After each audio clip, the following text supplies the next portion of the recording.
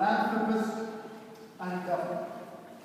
Now you've just heard the overture to his great Messiah, played on an instrument held in this golden casette up here, and is adorned with the Foundling Hospital emblem. This is the casing from the very instrument that Handel donated to the original Foundling Hospital in 1750. It's one of the very many items that originated there, but ended up here in St Andrews. So many items, so many parts of the chapel of the Foundling Hospital, that we could almost be there now. The font that you entered by comes from there. The baptismal candle here. This imposing pulpit, even some of the first foundlings were laid to rest here, as was our founder. For here also, we pass it on the way in, is the tomb of Captain Thomas Coram. This place, it resonates with history.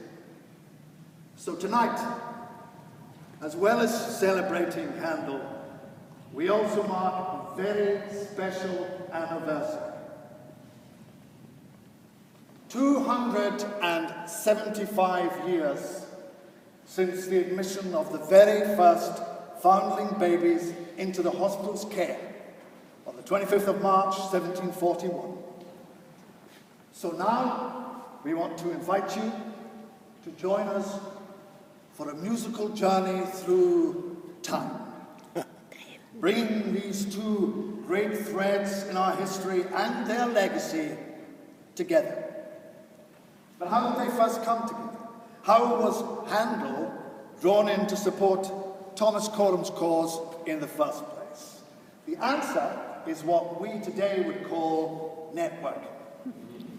The great fulcrum of social life in Georgian London was the Crown and Anchor Tavern in the Strand. This was where the chattering classes gathered to gossip, where commerce was conducted and deals were made.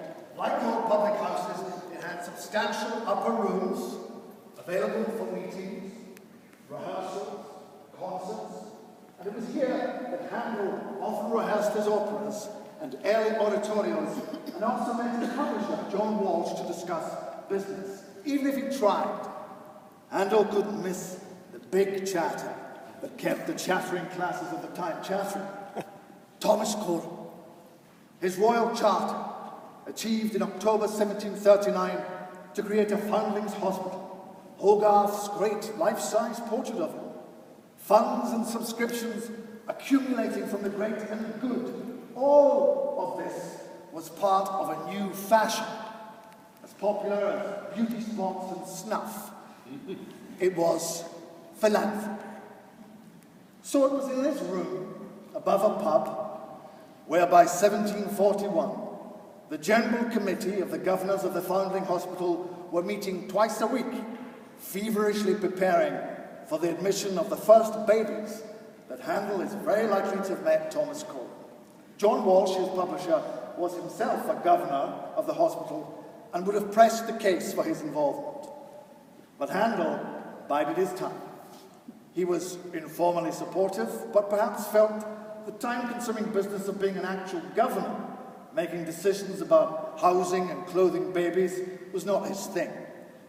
He preferred to assist in his own work. This finally bore fruit with his first fundraising concert in 1749. But we're getting ahead of ourselves.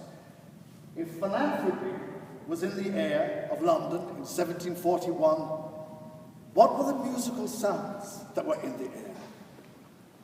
Handel had already given a benefit concert for the unfortunately but accurately named Fund for Decayed Musicians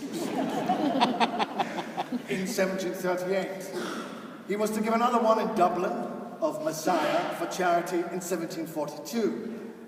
Between 1741 and his first concert for the hospital in 1749, he fully realized the emotional potential of his biblical oratorios in English, especially for a charitable purpose. So, we will start our musical journey with Handel's early Italian style, his solo cantata and oboe concerto. Here we will hear the emotional power of his divine notes in music that matches the emotional temperature of the time, the anguish of abandonment. Ladies and gentlemen, please welcome, performing for us, Handel's Armida Abbandonata, followed by his oboe concerto, Dame Emma Kirkby. Sweet.